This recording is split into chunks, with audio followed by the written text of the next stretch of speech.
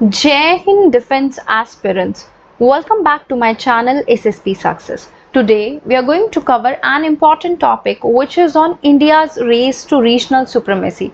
It's very important for SSP and AFSP as it was asked in one of the SSP board which is 19 SSP Allahabad. So let's get started with our topic. See, if we talk about India, तो India rapidly grow किया है अपने economy में, military modernisation में, चाहे हम diplomatic network की expansion की बात करें। इंडिया ने खुद का स्टैचर मेंटेन किया है रीसेंट ईयर्स में, और जो जर्नी रही है ना रीजनल सुप्रीमेसी की, स्पेशली इन साउथ एशिया, वो एक पैराडॉक्स प्रेजेंट करती है। इंडिया ने खुद को एस्टैब्लिश किया है एज अ की player on the global stage. काफी सारे चैलेंजेस भी फेस किए गए हैं इंडिया के द्वारा, लेकिन इंडिया ने फिर भी अपना इन्फ्लुएंस जो है वो बैकयार्ड में मेंटेन करके रखा। अब देखो इंडिया का ग्लोबल एसेंट की बात करते हैं। देखो इंडिया जो है वो एज अ ग्लोबल पावर वो ड्रिवन की गई है मल्टीपल फैक्टर्स की वजह से। फर्स्ट हम कह सकते हैं हमारी बढ़ती हुई इकोनॉमी, सेकेंड जो है स्ट्रैटेजिक अलायंस जो हम बना रहे हैं अपने नेबरिंग कंट्रीज और मेजर पावर के साथ, हमारी मिलिट्री मॉडर्नाइजेशन, टेक्नोलॉजी में जो एडवांसमेंट देखने को मिल रही, एंड सॉफ्ट पावर। इन सब चीजों की वजह से इंडिया एक की प्लेयर बना है ग्लोबल जियोपॉलिटिक्स में। बट रीजनल डायनामिक्स जो है वो अभी भी कॉम्प्लेक्स रहे हैं इंडिया के लिए। देखो इकोनॉमिक बूम की बात करते हैं। इंडिया का जो रैपिड इकोनॉमिक ग्रोथ है वो मेजर ड्राइवर है उनके ग्लोबल इन्फ्लुएंस का। वर्ल्ड बैंक ने फोरकास्ट किया था इंडिया की आउटपुट ग्रोथ को फाइनेंशियल ईयर 2024 के लिए 7.5, जो कि one of the most fastest growing major economies में थी। और ये जो इकोनॉमिक पावर है वो इंडिया को मौका देती है खुद को एक क्रिटिकल प्लेयर बनाने का। कहाँ पे? ग्लोबल ट्रेड पे, फाइनेंस पे एंड डेवलपमेंट पे। इंडिया की कंपनीज जैसे Tata consultancy services and Reliance industries, इन्होंने रिकॉग्निशन ग्लोबली अचीव की है, जिससे इंडिया की इकोनॉमिक रीच क्या हुई है? बड़ी है, राइट। सेकेंड अगर हम देखें इंडिया की इन्वेस्टमेंट, इंडिया की इकोनॉमिक स्टेबिलिटी जो है वो इन्वेस्टमेंट अट्रैक्ट करती है फ्रॉम कंट्रीज, सो दैट हम अपने सप्लाई चेन्स को डाइवर्सिफाई कर सके और कैपिटलाइज कर सके वास्ट मार्केट पे। Next is economic diplomacy. India की foreign aid programmes and infrastructure investment कहाँ पे? Africa, Latin America, South East Asia, वहां पे एनहांस करती है इंडिया की ग्लोबल स्टैंडिंग को, और इंडिया को एज अ मेजर लीडर की तरह दिखाती है ग्लोबल साउथ में, राइट। अपार्ट फ्रॉम दैट अगर हम देखें स्ट्रैटेजिक पार्टनरशिप की, इंडिया का जो एक्टिव एंगेजमेंट है ना स्ट्रैटेजिक अलायंस को फॉर्म करने में, उसने काउंटर बैलेंस किया है चाइना के ग्रोइंग इन्फ्लुएंस को, पर्टिकुलरली कहाँ पे? इंडो पैसिफिक में। जो क्वाड है जिसमें India, United states, Japan, Australia आता है, वो एक नोटेबल एग्जाम्पल है इंडिया के एफर्ट का, या फिर हम देख सकते हैं इंडिया की कोशिश का कि इंडिया कैसे अपनी सिक्योरिटी पार्टनरशिप को जो है वो बनाए रख रहा है, और वो खुद के मैरीटाइम इंटरेस्ट को प्रोटेक्ट कर रहा है, वो सपोर्ट कर रहा है free and open Indo Pacific region. अगर हम ग्लोबल फोरम्स की बात करें जिसमें इंडिया का जो पार्टिसिपेशन है ना मल्टीलेटरल फोरम पे, like BRICS, right, G20, Shanghai Cooperation Organisation, उन्होंने इंडिया के डिप्लोमेटिक प्रेजेंस को स्ट्रेंथन अप किया है। लीडरशिप की बात कर लेते हैं ग्लोबल साउथ की। देखो इंडिया की जो लीडरशिप है ना किसमें? अफ्रीकन यूनियन में, बेसिकली अफ्रीकन यूनियन को इंक्लूड करके, किसमें? G20 की प्रेसिडेंसी में। वो ये रिफ्लेक्ट करती है कि इंडिया वॉइस बनना चाहता है डेवलपिंग नेशन का, और वो शेप करना चाहता है ग्लोबल नरेटिव, और एक इक्विटेबल डेवलपमेंट देखना चाहता है, और इससे इंडिया ने खुद की ग्लोबल इमेज को क्या किया है? बूस्ट किया है। मिलिट्री मॉडर्नाइजेशन की बात कर लेते हैं। देखो इंडिया ने सिग्निफिकेंट स्ट्राइड्स लिए हैं मॉडर्नाइज करने में, खुद की इंडिजिनाइजेशन मिलिट्री कैपेबिलिटीज को, अपने डिफेंस प्रिपेयरनेस को इंक्रीज करके और रीजनल इन्फ्लुएंस को एनहांस करके। जो कंस्ट्रक्शन है आईएनएस विक्रांत का, और जो कमीशनिंग है आईएनएस साइद्री फ्रिगेट की, और डेवलपमेंट जो देखा गया इंडिजीनियस लाइट कॉम्बैट एयरक्राफ्ट का, वो डेमोन्स्ट्रेट करता है इंडिया की बढ़ती हुई मिलिट्री स्ट्रेंथ। नेक्स्ट है डिफेंस डिप्लोमेसी। इंडिया का जो रीसेंट एक्सपोर्ट है ना ब्रह्मोस मिसाइल का फिलीपाइंस को, और डिफेंस कॉपरेशन जो की गई है साउथ ईस्ट एशियन नेशन के साथ, वो ये शो करती है कि कैसे मिलिट्री कैपेबिलिटीज कंट्रीब्यूट कर रही है रीजनल इन्फ्लुएंस में, राइट।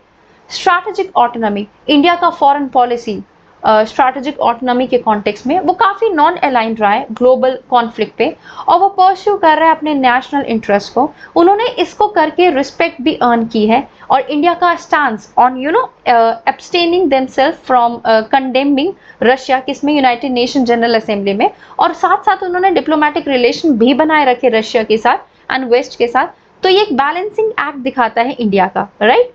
अभी देखो नेक्स्ट देख लेते हैं टेक्नोलॉजिकल एंड स्पेस पावर्स। अभी देखो इंडिया की जो अचीवमेंट है स्पेस एक्सप्लोरेशन में, particularly Chandrayaan 3, Aditya L1 solar mission, वो अंडरस्कोर करता है उनकी टेक्नोलॉजिकल लीडरशिप को। इंडिया का रोल जो है ना प्रमोट करने में रिन्यूएबल एनर्जी को through initiatives like international solar alliance या फिर ग्लोबल बायोफ्यूल अलायंस, उससे हमें पता चलता है ग्लोबल लीडरशिप का इन climate and energy diplomacy, right. Soft power and cultural influence की बात करते हैं। देखो इंडिया की सॉफ्ट पावर जो कि कल्चरल हेरिटेज से डिराइव होती है, डेमोक्रेटिक वैल्यू से डिराइव होती है, लार्ज डायस्पोरा से डिराइव होती है, उसने सिग्निफिकेंट इम्पैक्ट डाला है ग्लोबल स्टैंडिंग पे। इंडिया का सिनेमा, बॉलीवुड, योगा, स्पिरिचुअलिटी और कुजीन वो काफी अपील करते हैं लोगों को अक्रॉस द ग्लोब। इंडिया का कल्चरल डिप्लोमेसी एक क्रूशियल रोल प्ले करता है ग्लोबल इन्फ्लुएंस को बोल्स्टर करने में, राइट। अभी देखो चैलेंजेस क्या है इंडिया के रीजनल सुपरमेसी इन साउथ एशिया में। देखो जैसे जैसे ग्लोबल राइज हो रहा है ना, इंडिया काफी चैलेंजेस भी फेस कर रहा है अपने इन्फ्लुएंस को मेंटेन करने के लिए साउथ एशिया में। जो रीजन है जिससे इंडिया सराउंडेड है, जैसे पाकिस्तान, बांग्लादेश, श्रीलंका, नेपाल, मालदीव्स, आपका अफगानिस्तान, ये काफी क्रूशल है इंडिया की सिक्योरिटी के लिए और जियोपॉलिटिकल स्ट्रैटेजी के लिए भी, राइट। सो सबसे पहला चीज चाइना का बढ़ता हुआ influence one of the major challenge है। चाइना ने बेल्ट एंड रोड इनिशिएटिव के थ्रू काफी इन्वेस्टमेंट किया इंफ्रास्ट्रक्चर प्रोजेक्ट्स में अक्रॉस द रीजन, जिसमें चाइना पाकिस्तान इकोनॉमिक कॉरिडोर आ गया, श्रीलंका में हम्बन बतौता पोर्ट आ गया और नेपाल में। ये प्रोजेक्ट की वजह से चाइना जो है वो गेन कर रहा है अपना स्ट्रैटेजिक लेवरेज इंडिया के नेबरहुड में। स्ट्रिंग ऑफ पर्ल्स, जिसमें क्या कर रहा है चाइना बेसिकली स्ट्रैटेजिक पोजीशनिंग कर रहा है नेवल बेसिस की और इंफ्रास्ट्रक्चर प्रोजेक्ट्स की इंडिया के अराउंड, और उससे अपना इन्फ्लुएंस इंक्रीज कर रहा है इंडियन ओशन में, जो कि इंडिया के ट्रेडिशनल डोमिनेंस को क्या कर रहा है, इरोड कर रहा है। देखो ये आप देख सकते हो कैसे स्ट्रिंग ऑफ पर्ल्स के थ्रू चाइना ने इंडिया को घेरा हुआ है। See, right, you can see it. Next we have low intra regional trade. South Asia देखो one of the least economically integrated region है वर्ल्ड में, और जो ट्रेड होता है ना इंडिया और उसके नेबर्स के बीच में, वो small fraction of its global trade है, और जिससे इंडिया की एबिलिटी जो है वो लिमिट हो रही है to exercise economic influence over its neighbours. ये जो प्रोटेक्शनिस्ट पॉलिसीज है और पॉलिटिकल टेंशंस है, उससे कंट्रीब्यूट हुआ है क्या, उससे कंट्रीब्यूट हुआ low level of regional trade, right. Perception of Indian hegemony. देखो साउथ एशिया में ये माना जाता है कि इंडिया जो है स्मॉल नेबर्स जो है ना उन पे अपनी हेगेमनी चलाता है, जैसे नेपाल, श्रीलंका और Maldives at a times, right. So कहीं ना कहीं इंडिया को खुद को बैलेंस करके चलना चाहिए। नेपाल के साथ हमारा लॉन्ग बॉर्डर डिस्प्यूट है, दैट इज काला पानी लिम्पियोथोआ, और हमने देखा भी कि कैसे मैप पे इशू था। श्रीलंका के साथ हमारे कंसर्न्स है चाइना का बढ़ता हुआ प्रेजेंस, पर्टिकुलरली स्ट्रैटेजिक हम्बन बतौता पोर्ट में, जो कॉम्प्लिकेट करता है रिलेशन को। स्ट्रेन बायलैटरल रिलेशनशिप्स की बात कर लेते हैं। इंडिया के ऑनगोइंग इश्यूज है सेवरल नेबर्स के साथ, पाकिस्तान के साथ क्रॉस बॉर्डर टेररिज्म का है, कश्मीर कॉन्फ्लिक्ट है जो स्ट्रेन करता है रिलेशन को, इंडस वाटर ट्रीटी अभी भी बोन ऑफ कंटेंशन है, बांग्लादेश के साथ water sharing dispute particularly over Teesta river and illegal migration that remains a significant issue. Maldives के साथ क्या है, इंडिया आउट कैंपेन जो रिफ्लेक्ट करता है बढ़ता हुआ discomfort in some of the sections of Maldivian society over what कि इंडिया का उनके डोमेस्टिक पॉलिटिक्स में इन्वॉल्वमेंट है। नेक्स्ट देखो इंटरनल चैलेंजेस। इंडिया में पॉलिटिकल एंड इकोनॉमिक चैलेंजेस है, जैसे रिसोर्स की कमी, पॉलिटिकल पोलराइजेशन, रीजनल इनइक्वालिटीज, जिन्होंने अटेंशन को डाइवर्ट किया है एंड रिसोर्सेज को भी रीजनल डिप्लोमेसी से भी।